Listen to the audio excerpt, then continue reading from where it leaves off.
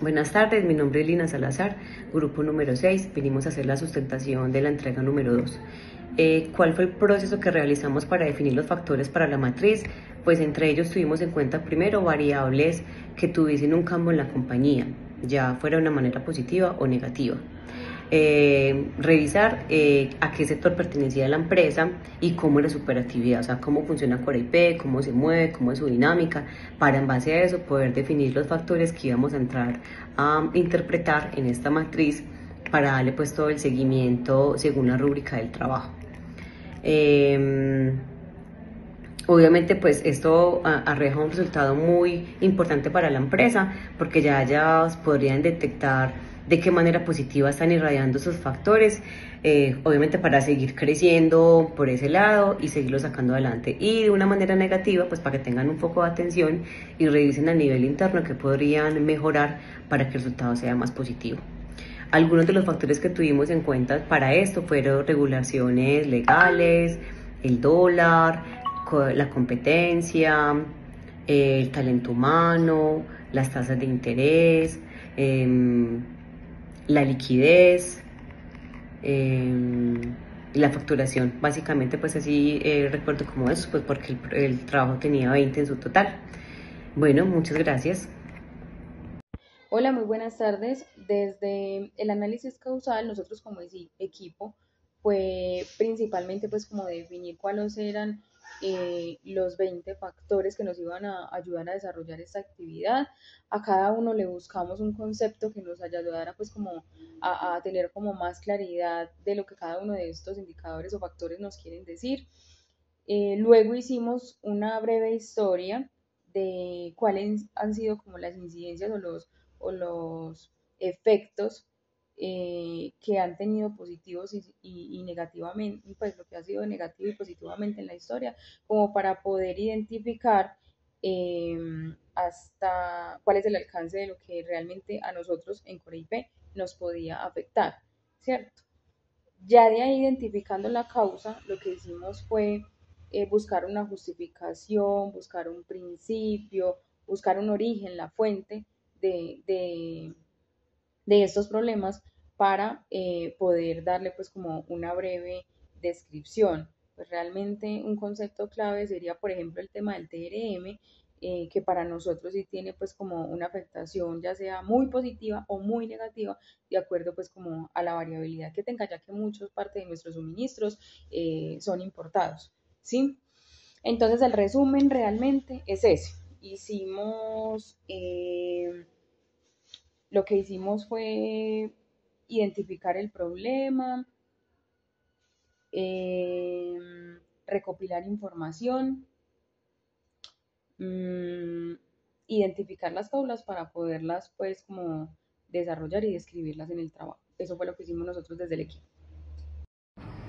Buenas tardes, mi nombre es Juliana Vélez, hago parte del equipo número 6. Bueno, vamos a hablar un poco de los criterios que tuvimos presentes para realizar las hipótesis del futuro y vamos a hablar un poco de en qué fallamos como equipo. Básicamente, dentro de los criterios que tuvimos presentes para ello,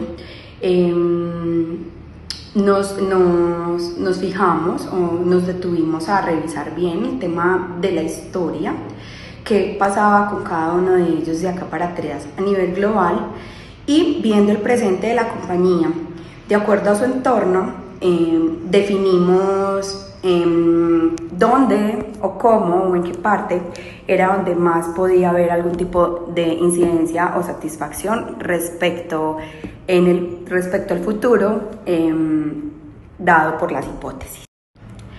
Ahora, hablando un poco en qué falló el equipo y revisando en la rúbrica los comentarios del profesor Francisco, vemos que tuvimos sobre todo un inconveniente en la forma en la que escribimos cada una de las hipótesis, debido a que estas son básicamente una afirmación, y el hecho de usar algunas palabras que dejen abierto a un tal vez hacen que la hipótesis no sea como tal una hipótesis. Entonces creo que ahí fue la mayor falla de nosotros a nivel de equipo, Lo hicimos a conciencia, en conjunto, pero creo que ahorita con la claridad que tenemos puntual de los alcances de la hipótesis, vamos a lograr mejorar esta falla y tener una mejor entrega. Buenas tardes, mi nombre es Nelson Restrepo. Les voy a hablar un poco sobre el cómo determinamos cuáles eran los niveles de incidencia y de favorabilidad que tenían las variables que escogimos para el ejercicio de esta semana. Bueno, lo principal es entender que las variables que elegimos, todas ellas tenían un alto impacto para Coripesas.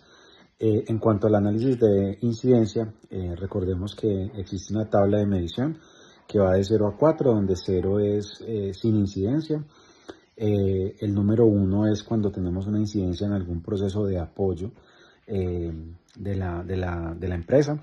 El número 2 es cuando tenemos un nivel de incidencia leve en el objeto social de la organización. El número 3 es cuando tenemos un impacto directo en los procesos de la clave de la organización.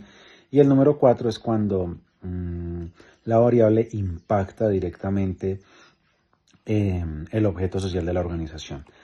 Con respecto a la favorabilidad, hay que tener en cuenta también, hay una tabla, pero en la tabla se tienen en cuenta varios criterios. Uno de ellos, y muy importante, es el momento en el que estamos evaluando esta variable, ¿cierto? Entonces, en este caso, cómo proyectamos esa variable en el tiempo o en un periodo de tiempo que estemos analizándola. En este caso, pues, de acuerdo al periodo que determinamos, que fue hacia 2035. Lo segundo es entender cuál es la tendencia de la variable y la variabilidad que tiene esa variable. Entonces, de acuerdo a eso, hay unos niveles de favorabilidad o desfavorabilidad. Van desde -2 hasta 2, siendo -2 los impactos de mayor desfavorabilidad y 2 donde se tiene la mayor favorabilidad.